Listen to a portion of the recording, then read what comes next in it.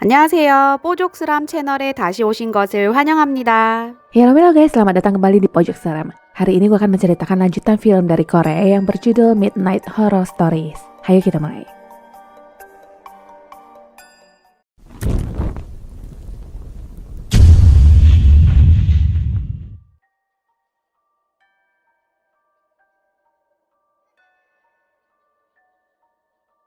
Cerita ini dikirimkan oleh Pak Kisuk yang akan menceritakan kisah yang dialami ibunya. Kira-kira sekitar 49 tahun lalu saat dia berusia 10 tahun, ibunya hampir saja meninggal. Tahun 1975, keluarga Kisuk sedang berduka karena baru saja kehilangan sang nenek. Suatu malam, ibu mengigau dalam tidurnya yang terus berkata sakit yang akhirnya terbangun. Anehnya lengan sang ibu tiba-tiba terluka dan berdarah tanpa sebab. Keesokan harinya, sang ibu pergi ke dokter tapi anehnya, dokter pun tidak tahu apa penyebabnya. Malam berikutnya, mimpi buruk yang sama selalu hadir di setiap tidur ibu dan luka-luka di badannya pun semakin parah. 1 tahun berlalu, ibu bermimpi tentang nenek yang mengenakan baju tradisional dan mojok di sudut ruangan dengan posisi menghadap tembok. Sang ibu mendekatinya dan menanyakan kenapa dia duduk di sana. Jawaban nenek, "Aku nyaman duduk di sini." Setelah mengatakan itu, nenek berbalik dan sambil berkata, "Kau satu-satunya orang yang tidur dengan nyaman di sini kan? Mari kita lihat kamu juga terluka." Hantu nenek itu mengeluarkan sesuatu dan langsung dengan ibu. Ibu lalu terbangun dan walaupun hanya mimpi, luka itu nyata adanya. Setelah bermimpi seram, ibu juga sering mual saat hendak makan dan sampai jatuh sakit karena tidak bisa menelan makanan. Kondisinya semakin lemah dan kulitnya tampak pucat. Tapi ini pun bukan akhir dari segalanya. Suatu malam Kisuk mendengar suara seperti orang merangkak yang ternyata ibu. Ibu benar-benar seperti orang yang kehilangan akal sehat dan mengumpulkan semua benda seperti pensil, gunting, garpu, bahkan antena radio hanya untuk disembunyikan. Ibu berkata dia harus menyembunyikan ini semua karena jika nenek menemukannya, maka dia pun akan dihabisi dengan benda-benda itu. Ini semua karena mimpi-mimpi sang ibu selama ini di mana nenek selalu melakukan hal gila, tapi ketika dia tahu semua benda sudah disembunyikan, hantu itu malah menggunakan giginya untuk menggigit. Hal ini sebenarnya aneh mengingat sewaktu hidup, hubungan mereka begitu harmonis seperti anak kandung dan ibu. Pernah suatu hari sang mertua menemukan sebuah cincin emas dan diberikan kepada menantunya. Pokoknya kalau ada apa, pasti menantu kesayangannya ini yang dapat bagian. Di hari berikutnya, Kisuk mendengar suara di luar yang ternyata sedang diadakan ritual dan ayah Kisuklah yang meminta bantuan paranormal. Barang-barang ibu sedang dihancurkan termasuk kitab suci, salib, bahkan lukisan-lukisan Yesus. Kisuk disuruh ayahnya untuk masuk kembali ke rumah. Seluruh anggota keluarga beragama Kristen tapi untuk menolong sang ibu, sang ayah rela memanggil paranormal. Kisuk sendiri menangis melihat barang ibunya dibakar dan tak lama, ibunya muncul yang meminta sang ayah untuk menghentikan semua ini. Paranormal itu lalu membentaknya yang menyuruhnya untuk tetap di sana jika ingin tetap hidup. Menurut paranormal, ada sesuatu yang menakutkan di dalam diri sang ibu. Dia lanjut menabur garam dan membunyikan lonceng sambil loncat-loncat. Keesokan hari setelah ritual, sang ibu yang terbaring lemas tiba-tiba bangun dan berlari ke belakang rumah sambil menutup mulutnya. Dia juga memberikan isyarat ke anak dan suaminya untuk pergi. Kisuk yang tidak mengerti semakin mendekatinya, tapi ibu terus menyuruhnya pergi sampai akhirnya ibu pun kerasukan.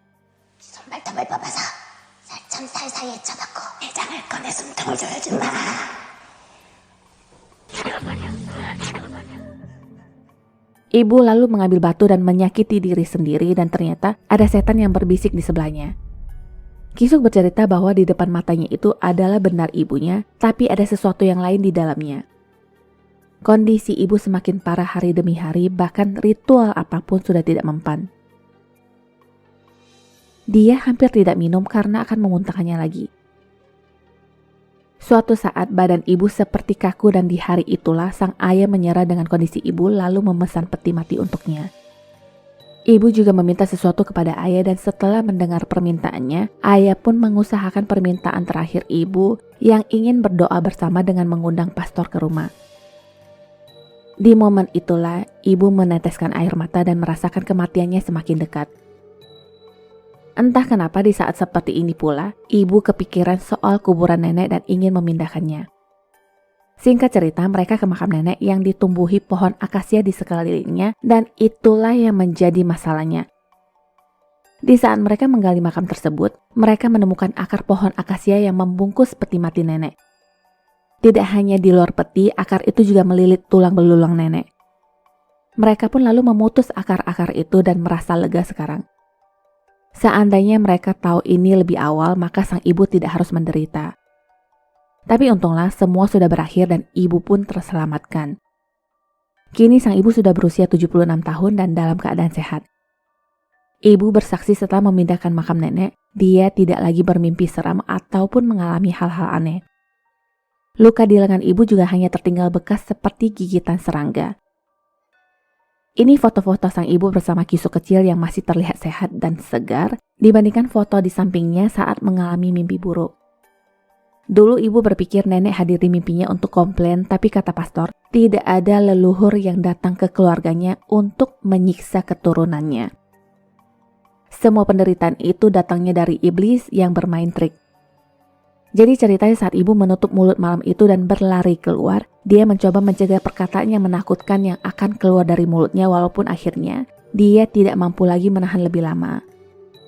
Mimpi buruk itu sudah berlalu dan terpenting sekarang adalah ibu pun sudah terselamatkan.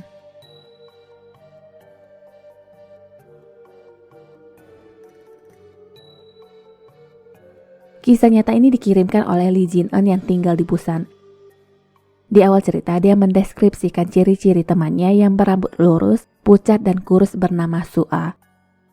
Orang-orang di sekolah kebanyakan mengatakan dia cantik dan semua orang ingin berteman dengannya, tapi Sua sendiri jarang ngomong dengan orang-orang yang mencoba mendekatinya. Beberapa rumor bahkan mengatakan dia memang sengaja membangun tembok pembatas dan tidak punya teman. Tahun 2017 kira-kira 7 tahun lalu, di mana Ji-eun baru saja bersekolah di universitas, dia terlihat asik makan siang dengan teman-temannya yang bernama Park Ye-sol di kantin sekolah. Dan di seberang sana, mereka melihat Sua yang sedang makan sendiri. Entah kenapa, Sua melirik ke arah Ji-eun dan tersenyum kepadanya.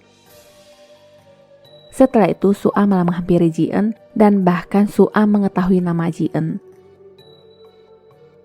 Sua meminta duduk di samping Ji-eun dan rumor yang selama ini beredar tentangnya seperti ambiar seketika.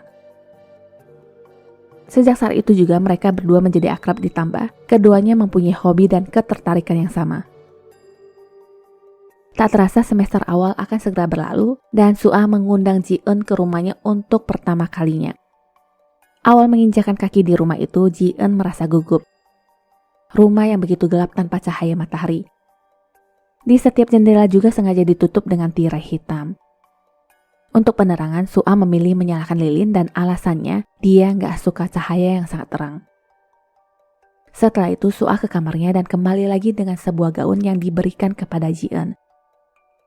Alasannya baju itu adalah kepunyaan kakaknya dan kakaknya tidak lagi menginginkannya. Gaun itu pas di badan Ji-eun dan Ji-eun berkata ingin berterima kasih kepada kakaknya. Tak disangka Sua menjawab kakaknya ada di kamarnya dan mengajak Ji-eun untuk ke sana. Sesampainya di sana ternyata hanya ada puluhan boneka hewan dan Sua mengenalkan nama-nama bonekanya itu satu persatu. Ada satu boneka berbentuk perempuan yang dibilang Sua itu adalah kakaknya.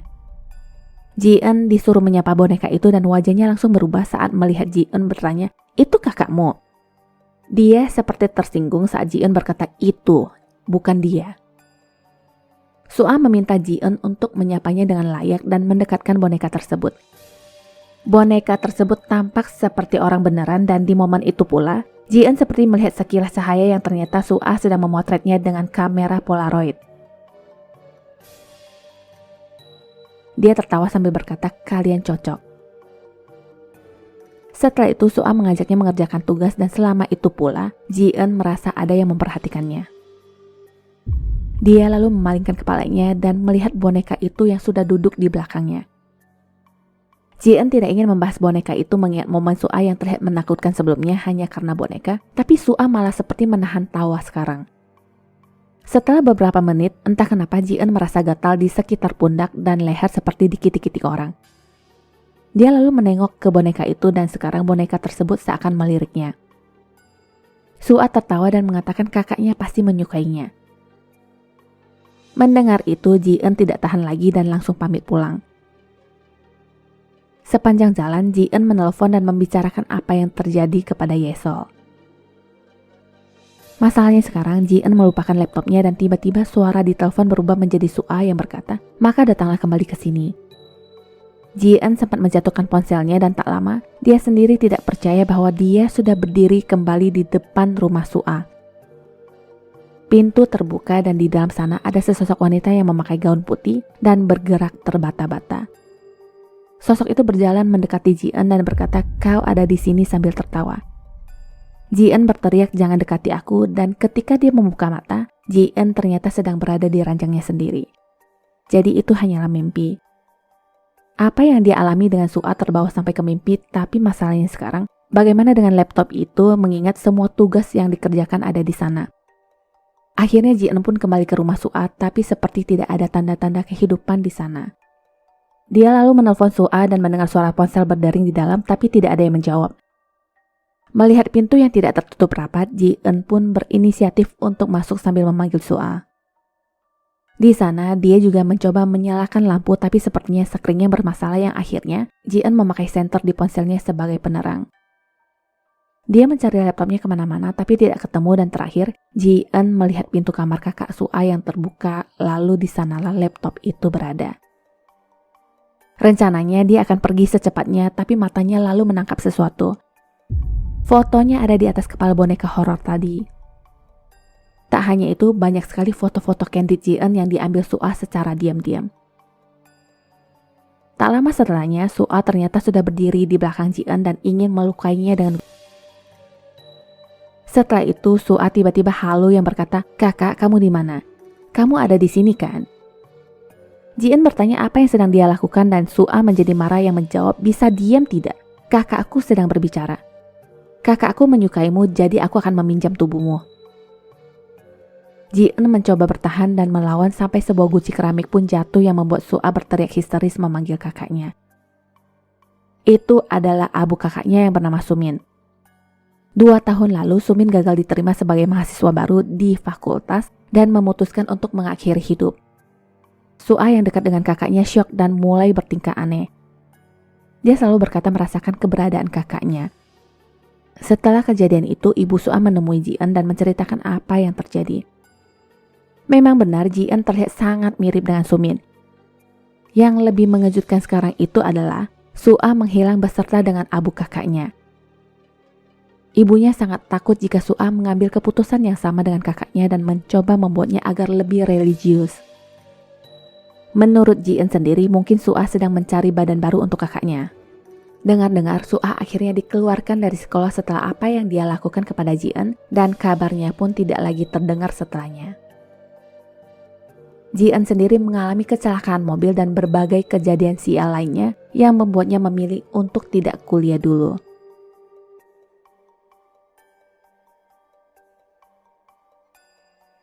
Cerita dikirimkan oleh Yongjun yang tinggal di Seoul.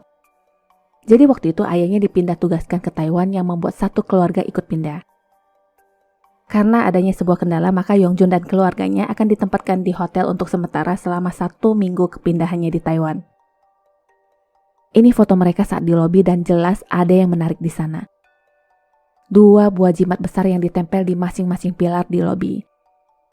Ayah Yongjun berkata bahwa dia mendengar dari teman kerja lokalnya bahwa hotel itu terkenal sebagai hotel yang berhantu. Walaupun begitu, penampakan hotel sangat berbeda dari apa yang dirumorkan dengan kesan mewah di setiap kamarnya. Waktu itu, Yongjun mendapat 2 jatah kamar. Yang satunya untuk orang tuanya dan satunya lagi untuk dia dan kakaknya Yonghui. Malam itu kedua kakak beradik ini ngobrol sampai tertidur, lalu di tengah malam itulah Yongjun mencium bau dupa yang membuatnya terbangun. Ada pula suara seperti orang yang sedang berbisik di luar, tepatnya di lorong kamar. Semakin Yongjun mendekat ke pintu kamar, semakin kuat pula aroma dupanya, begitu juga suara bisikan yang semakin kencang, tapi anehnya tidak ada siapa-siapa di luar. Suara juga langsung berhenti saat Yongjun mengintip.